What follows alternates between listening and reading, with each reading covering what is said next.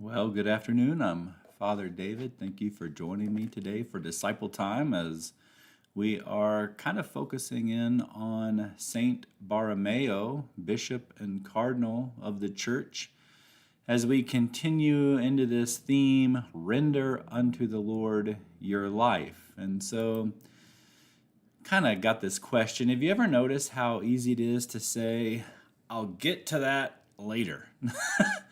Whether it's exercise or whether it's a project at work or even returning a call from someone that we love, our lives can fill up with excuses pretty quick. And before we know it, we've postponed something important, maybe sometimes until it's too late.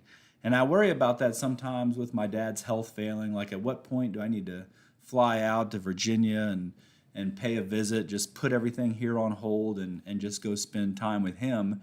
And that's kind of exactly what today's gospel is about, really. So Jesus is telling the disciples about a great banquet that's going to be prepared and ready.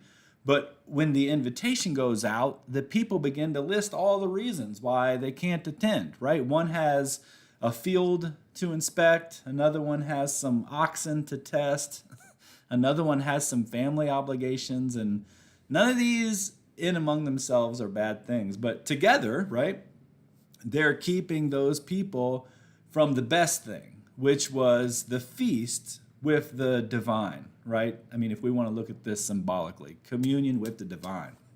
And if we want to look at it, maybe more mystically, then that kind of fits, right?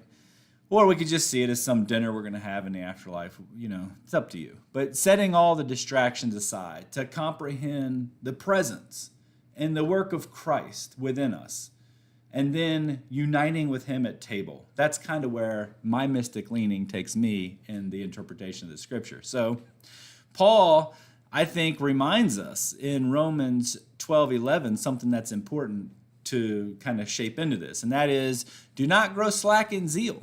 Be fervent in spirit and serve the Lord. Now, when we hold back and when we make excuses due to our own busyness, and when we say later, I think sometimes that's good because self-care is important, but sometimes also we risk missing the grace that's here and now, where God is waiting for us in our situation, right? In our busyness. To render unto the Lord our life then is to let everything we are, maybe our time, our talents, even our burdens, be given over to Christ in the present moment, not at some future time. And so kind of what I'm getting at is that need to right here and now understand you're being invited to the table. Right here, right in your situation, right in the midst of your busyness, Christ wants to commune with you on a very deep level. He wants you to be aware of what's going on within you in a spiritual realm.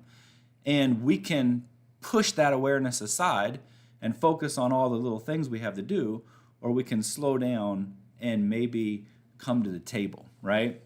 And so, here's the interesting thing, right? St. Charles Borromeo, I think, understood this.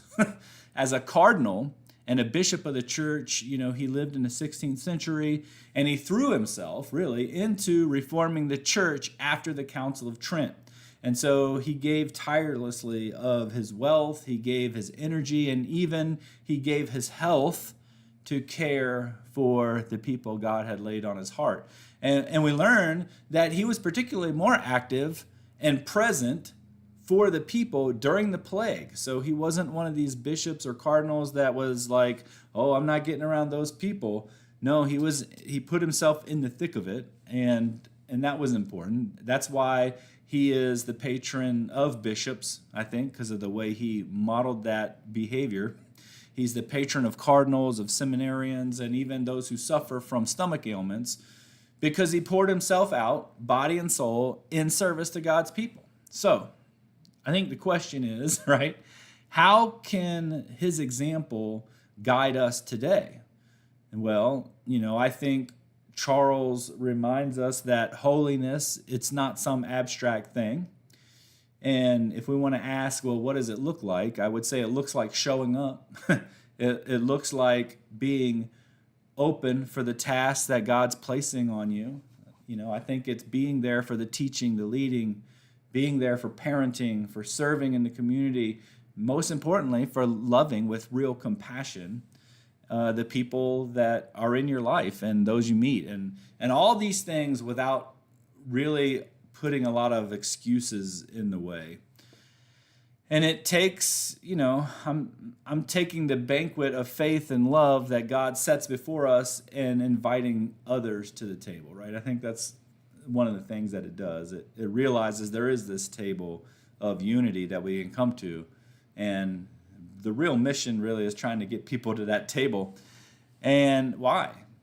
Because this is not really a Lone Ranger mission. It's not something that somebody's going to do on their own. There's a call on all of us to consider our neighbor. And I think embedded in all Christ's teachings that goes beyond our personal business. And maybe for us today, rendering our life to the Lord looks like patience with a family member. Or maybe rendering our life unto the Lord looks like tapping into God's grace for renewed energy in your vocation, whatever it might be. Or perhaps it looks like some courage to step into service that you've been putting off, but God's calling you to do. Whatever it is, I think the banquet is already prepared and the invitation has already been given. And that's something to consider because we tend to want to put things off, but there sits Christ at the table waiting for us to arrive right here and now in this moment. And I think St. Charles shows us that when we stop delaying and hand our lives over to God and try to work in union with the divine, we don't lose ourselves, really. We discover a different type of freedom and a different type of joy and a different type of purpose.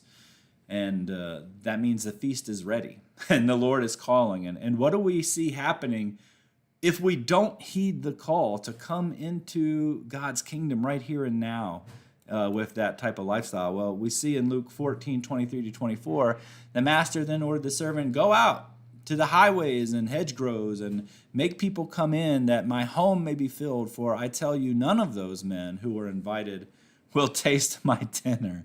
That's pretty serious. Does this mean like those people are forever lost without Christ? I don't think so.